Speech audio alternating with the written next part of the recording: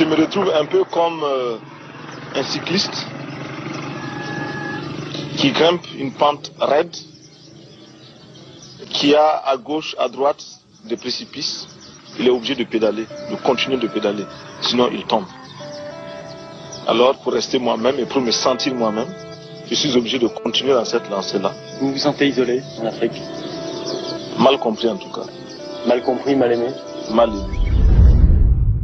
Ce 15 octobre, un jeudi, jour du sport de masse, le président du Faso, Thomas Sankara, après une courte sieste, a rendez-vous au Conseil de l'Entente pour une réunion sur la création du parti. Il compte se rendre ensuite au sport. C'est pourquoi il est en t-shirt blanc et pantalon de jogging rouge lorsqu'il s'installe près du chauffeur, côté passager, à l'avant de la Peugeot 205 qui lui sert de véhicule présidentiel ce jour-là. Comme d'habitude, il a pris du retard sur le début de la réunion puisqu'il est 16h20 lorsqu'il arrive au Conseil de l'Entente. La réunion devait démarrer à 15h. Les autres sont déjà sur place et l'attendent. Le président et les gardes du corps sont en tenue pour aller pratiquer leur sport de masse et ne sont donc armés que de leurs pistolets automatiques. La 205, suivi par 4 de ses gardes du corps, arrive devant la cour attenant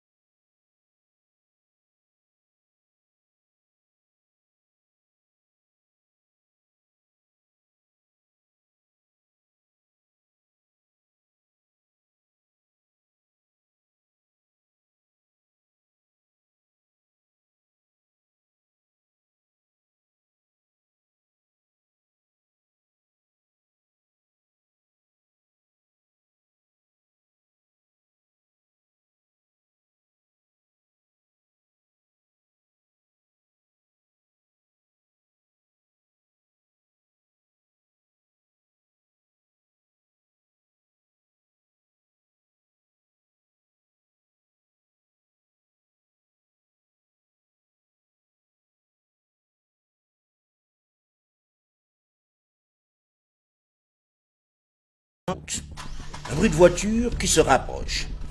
Le président du Faso, agacé, se demande ce que c'est. Le véhicule s'arrête devant le portail. Et aussitôt, c'est le vacarme des tirs de Kalachnikov. Les balles nous sont tombées dessus comme une pluie.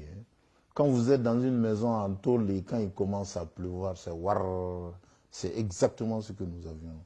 Les chauffeurs et les gardes du corps qui attendaient sont les premières victimes. Les gardes qui veillaient dans le couloir, ceux qui, comme les chauffeurs, étaient restés dehors, ainsi qu'un motard de la gendarmerie, Soré Patanema, arrivé par hasard pour apporter du courrier au siège du Conseil national de la Révolution, sont froidement exécutés par le commando. À l'intérieur, les 7 hommes se sont couchés au sol, se protégeant derrière les fauteuils. Sankara est le seul armé. Il a sur la table son pistolet automatique. De l'extérieur, quelqu'un crie « Sortez! Sortez !»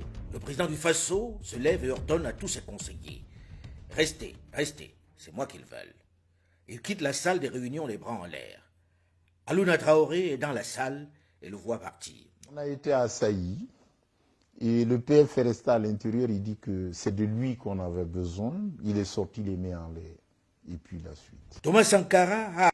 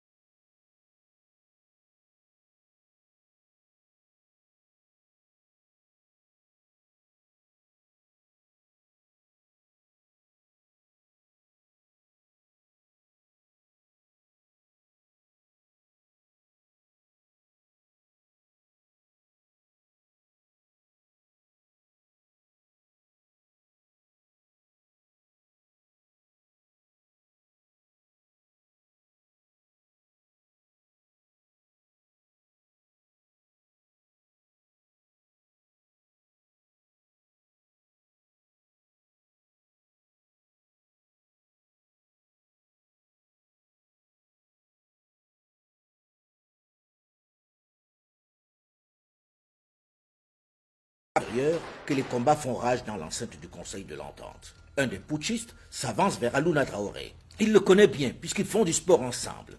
Il se souvient de lui comme faisant partie de la garde du numéro 2 du Faso, Blaise Compaoré. Il lui annonce qu'il va l'achever. Mais un autre qui est visiblement le chef du commando s'interpose. L'un d'entre eux lui fait remarquer qu'il a tout vu et qu'on ne peut pas le laisser partir comme ça. Tu vas rejoindre les autres, lui dit-il. Aluna Traoré est dans un brouillard. Il ne réalise visiblement pas ce qui lui arrive. Alors il demande une chose surprenante. Il veut faire pipi d'abord. Oui, il veut faire pipi avant qu'on ne le tue. Il faut dire qu'il connaît la majorité de ses agresseurs. Mais quand même. Pour la petite confidence, j'ai simplement dit je vais uriner. Pour moi, je pensais qu'après les urines, c'est fini, j'allais rejoindre les autres. Et puis bon, j'ai vidé tout ce que j'avais dans mon organisme ce jour-là. Et puis après, rien ne m'est arrivé. Je suis reparti à la maison. Mais j'avoue que je revenais de loin quand même. Après, au lieu de le tuer, on le fait monter à l'étage où il rejoint les autres qui n'avaient pas assisté à la tuerie et étaient retenus dans une pièce au-dessus. On ne savait pas que la